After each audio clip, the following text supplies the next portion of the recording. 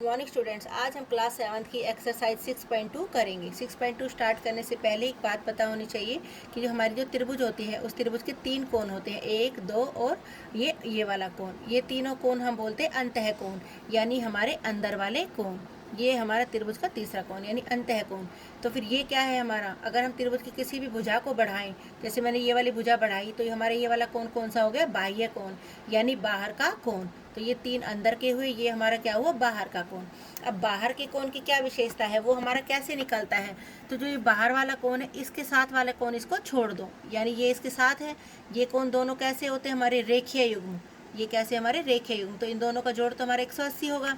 तो इसके साथ वाला कोण ना लेके जो इसके सामने अंदर की जो 2 कोण बच गए, इन दोनों के जोड़ के बराबर होता है। तो यानी बाह्य कोण हमारा सम्मुख अंतः कोणों के जोड़ के बराबर होता है। तो यहाँ पर हमारी x की वैल्यू कितनी होगी, 70 और 50 को जोड़ दें तो हमारा कितना हो जाएगा, 120 डिग्री। तो ये नियम हमें याद रखना है कि बाह्य कोण बराबर होता है हमारा सामने वाले अंदर के 2 कोणों के जोड़ के बराबर, यानी सम्मुख अंतः कोणों का योग। अब यहाँ पर हमारी x की वैल्यू क्या होगी, यानी इस कोण को हम छोड़ देंगे, इन दोनों का जोड़, यानी 65 डिग्री प्लस 45 डिग्री, हमारा कितना आ गया, 110 डिग्री। ऐसे ही ये त्रिभुज अब की बार हमारी ये भुजा बढ़ाई गई है, तो हम कौन से कोण को छोड़ देंगे, इस वाले कोण को छोड़ देंगे। तो x का मान हो गया 30 जमा 40, हमारा कितना हो गया, 70 डिग्री।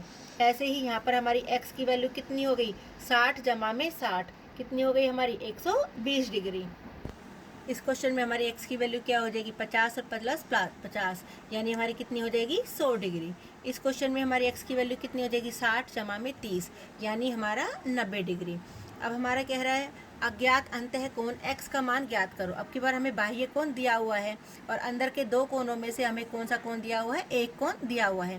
तो अभी जैसे हमने पहले नियम किया था वही नियम अब फिर से, 115 की वैल्यू किस किस के बराबर होनी चाहिए, 50 जमा में x। तो 115 हमारा बराबर हो गया 50 जमा में x। तो x की वैल्यू निकालेंगे तो कितनी निकलेगी, 115 में से क्या घटा देंगे हम, 50, तो हमारा कितना हो गया, 65 डिग्री। अब देखो 50 और 65 को जोड़ेंगे तो कितना निकल के आएगा हमारा, 115 डिग्री।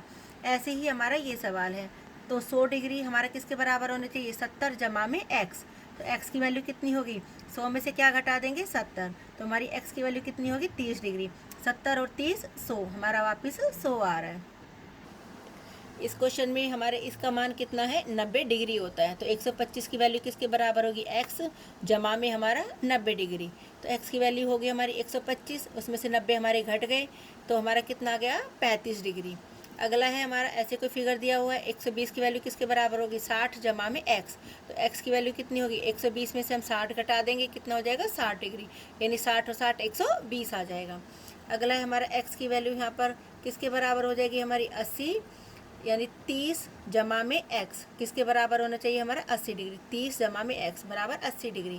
तो x का मान निकाला 80 डिग्री, फिर 30 इधर गए, किस चीज़ के हो गए, घटा के, तो 80 में से 30 गए, हमारा कितना हो गया, 50 डिग्री। ऐसे ही ये वाला सवाल है, ये 75 डिग्री किसके बराबर हो जाएगा हमारा, 35 जमा में x। तो यानी 35 जमा में x हमारा किसके बराबर है, 75 के। तो x की वैल्यू निकालेंगे, 75 जमा का 35 उधर गया, घटा का 35, तो हमारा कितना आ गया, 40 डिग्री। तो बस हमें एक ही बात याद रखनी है कि जो बाह्य कोण है हमारा बाहर वाला कोण है, अंदर वाले सामने वाले हमारे जो है 2 अंदर के कोणों के जोड़ के बराबर होता है। Thank you.